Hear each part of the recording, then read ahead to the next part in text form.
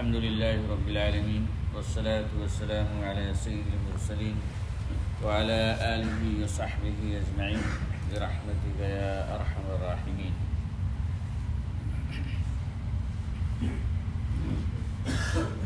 سامعین کرام، یہ ذی الحجہ کا مہینہ چل رہا ہے اور اس کے شروع کے دن بڑے مبارک دن ہیں جن کی قسم اللہ رب العزت نے قرآن میں کھائی ہے، والفجر ولیال عشر، فجر اور 10 راتوں کی قسم۔ مفسرین فرماتے ہیں کہ یہ 10 راتوں سے مراد ذی الحجہ کے شروع کے 10 رات اور دن ہیں۔ نبی صلی اللہ علیہ وسلم فرماتے ہیں کہ ان 10 راتوں اور دنوں میں اللہ کو نیک عمل سب سے زیادہ محبوب ہے، اور جو بھی خیر کے کام کیے جائیں ان 10 رات دنوں میں اس کے اجر میں اضافہ کر دیا جاتا ہے۔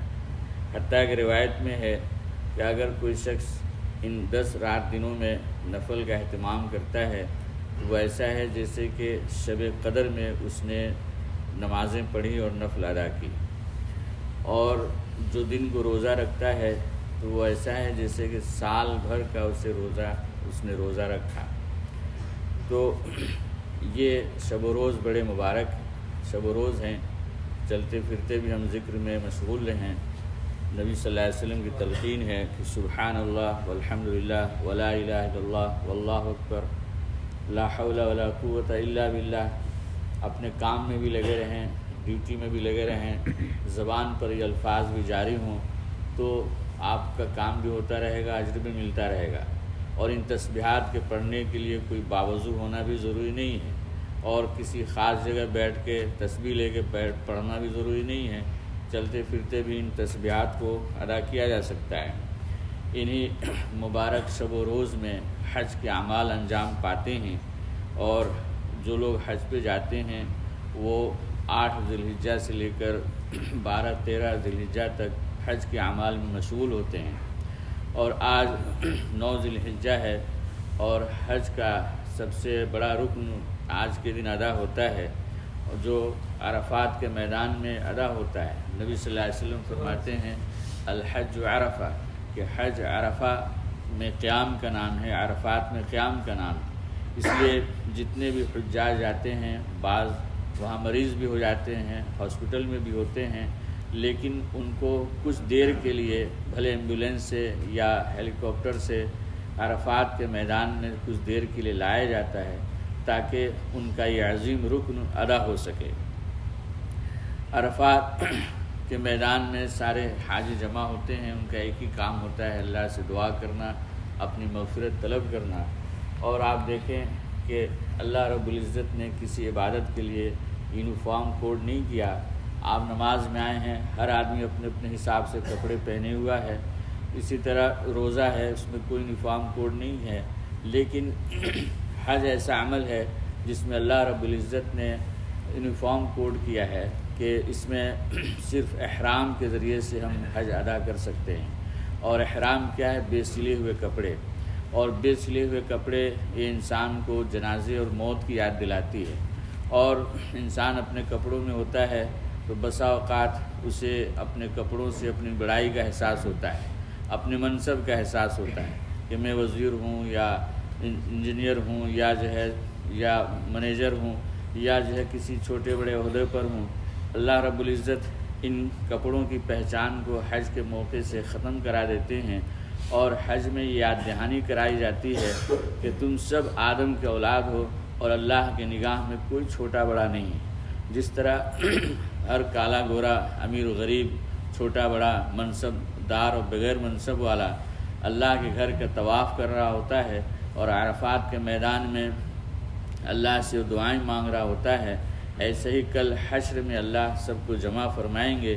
کوئی کسی کا پرسان حال نہیں ہوگا، اور ہر آدمی اپنے اعمال کے اعتبار سے فکر مند ہوگا کہ میرا کیا بنے گا۔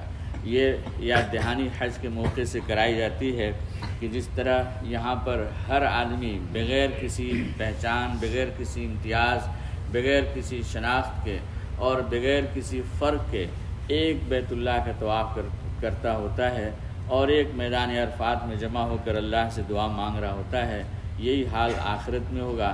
یہاں تو اللہ نے احرام باندھنے کی بھی اجازت دی ہے اور آخرت میں انسان بے لباس ہوگا۔ حضرت عائشہ رضی اللہ عنہ نے پوچھا کہ اللہ کے نبی، کیا انسان ایک دوسرے سے حیا شرم نہیں کریں گے؟ نبی صلی اللہ علیہ وسلم نے فرمایا کہ اس کو کس سے فکر ہوگی؟ اتنا ہولناک اور اتنا ہیبتناک، اتنا دہشتناک منظر ہوگا کہ ہر آدمی اپنے اپنے میں لگا ہوگا، کسی کو کسی کی پرواہ نہیں ہوگی۔ تو اس کی تیاری کے لیے اللہ رب العزت یہ ایام ہمیں عطا فرماتے ہیں۔ چنانچہ جو لوگ حج پہ جاتے ہیں اللہ تعالیٰ ان کے سارے گناہوں کو معاف فرما دیتے ہیں۔ حدیث میں آتا ہے کہ حاجی جب حج سے لوٹتا ہے بشرطے کہ وہ اخلاص نیت کے ساتھ گیا ہو، اس لیے اللہ نے فرمایا الصلاۃ للہ نہیں فرمایا، الزکوٰۃ للہ نہیں فرمایا۔ لیکن حج میں ریاکاری آنے کا بڑا خطرہ ہے، اور خطرہ کیا بلکہ ہوتا ہے کہ لوگ آتے جاتے وقت وہ حج کا اللہ گلہ کرتے ہیں اور وہ اہتمام کرتے ہیں دعوتوں کا اور نہ جانے کن کن چیزوں کا اخباروں میں، اور پھر جو ہے پھول مالاؤں کے ساتھ استقبال، اور کوئی نہ آئے تو پھر ان سے شکایتیں، اور جب ان کو حاجی نہ کہا جائے تو ان پر جو ہے شکایتیں۔ تو اللہ نے کہا الحج للہ، کہ حج جو ہے اللہ کے لیے، اس میں کوئی دکھاوا نہیں ہونا چاہیے، کوئی شعرا دل میں نہیں آنا چاہیے۔ اگر دل میں ہے کہ لوگ مجھے حاجی کہیں گے، دل میں ہے کہ میں حج کر کے آیا، مجھ سے لوگ ملنے کیوں نہیں آئے، میری دعوت کیوں نہیں کی، اور اس پر آپ اعتراض جڑیں اور رشتے ختم کر لیں، تو اس کا مطلب یہ ہے کہ ہم نے حج اللہ کے لیے نہیں کیا ہے، دنیا والوں کے لیے کہ دکھانے کے لیے کیا ہے کہ لوگ ہمیں حاجی کہیں۔ اس لیے اللہ نے فرمایا الحج للہ، کہ حج اللہ کے لیے ہے، دنیا والوں کے لیے نہیں ہے۔ اس لیے انسان پیسے خرچ کرتا ہے اور پریشانیاں مشقتیں اٹھاتا ہے تو اپنی نیتوں کو بھی صاف رکھنا چاہیے۔ تو جو لوگ عرفات میں جمع ہوتے ہیں، نبی صلی اللہ علیہ وسلم فرماتے ہیں کہ ان کی گناہوں کو اللہ معاف فرما دیتے ہیں، اور حاجی ایسے لوٹتا ہے جیسے کہ اسی دن اس کی پیدائش ہوئی ہو، گناہوں سے پاک صاف ہو چکا ہوتا ہے۔ لہذا حضور فرماتے ہیں کہ ماروی الشیطان یومن هو فی اصغر ولا ادحر ولا احقر ولا اغیظ منه فی یوم عرفہ، کہ شیطان سب سے زیادہ ذلیل و رسوا، سب سے غیظ و غضب کا شکار عرفہ کے دن دیکھا جاتا ہے۔ کیوں؟ کہ اللہ رب العزت آن کے آن میں سارے بندوں کی مغفرت کر چکے ہوتے ہیں۔ اب وہ اسے یہ غضب اور غصہ کہ میں نے سال بھر محنت کی، بہکایا اور ادھر ادھر کے خرافات میں لگایا، لیکن وہ ساری محنت جو ہے آن کے آن میں ہماری محنت پہ پانی پھر گیا۔ تو جو لوگ حج پہ جاتے ہیں اللہ ان کی مغفرت فرما دیتے ہیں، تو اپنی اس مغفرت کا انہیں خیال رکھنا چاہیے۔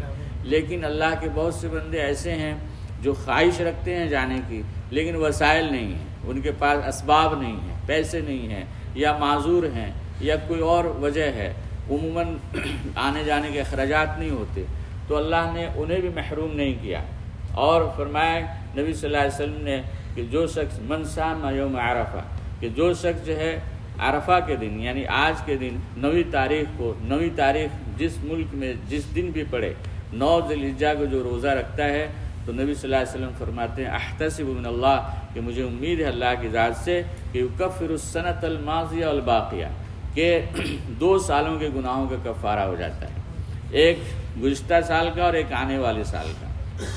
تو اس کا جو ہے آج کے دن کے روزے کا ضرور اہتمام کرنا چاہیے، ورنہ یہ ذی الحجہ کے شب و روز ایسے ہیں کہ روز روزہ رکھا جائے تو 1 سال کے روزے کے برابر ہوتا ہے۔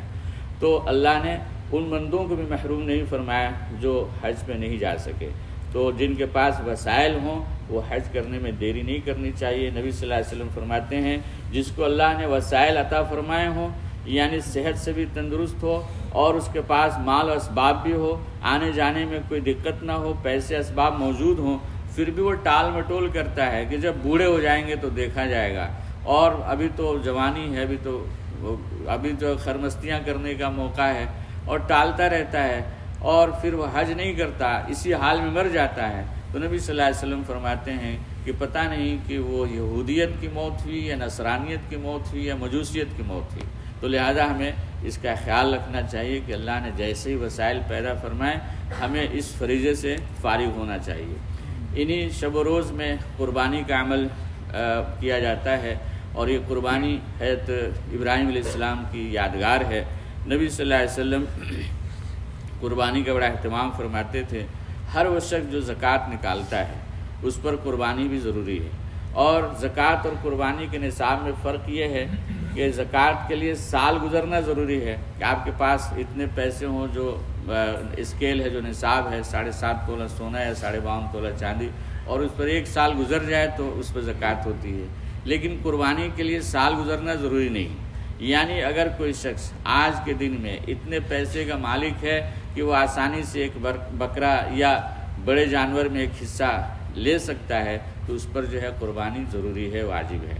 تو اس پر سال گزرنا بھی ضروری نہیں ہے، اور اس میں ہر طرح کا مال شامل کر لیا جاتا ہے۔ زکوٰۃ میں صرف سونا چاندی شامل کیا جاتا ہے یا وہ مال جس میں گروتھ ہو، یعنی کہ مال تجارت، لیکن قربانی کے لیے ہر طرح کے مال کو شامل کر لیا جاتا ہے۔ تو اس سے معلوم ہوتا ہے کہ ہر وہ شخص جو کھاتا پیتا ہے، اللہ نے وسائل دیے ہیں اور اس کے پاس اتنے پیسے ہیں کہ وہ ایک چھوٹا جانور یا بڑے جانور میں حصہ دار بن سکتا ہے، تو اسے ضرور قربانی کرنی چاہیے۔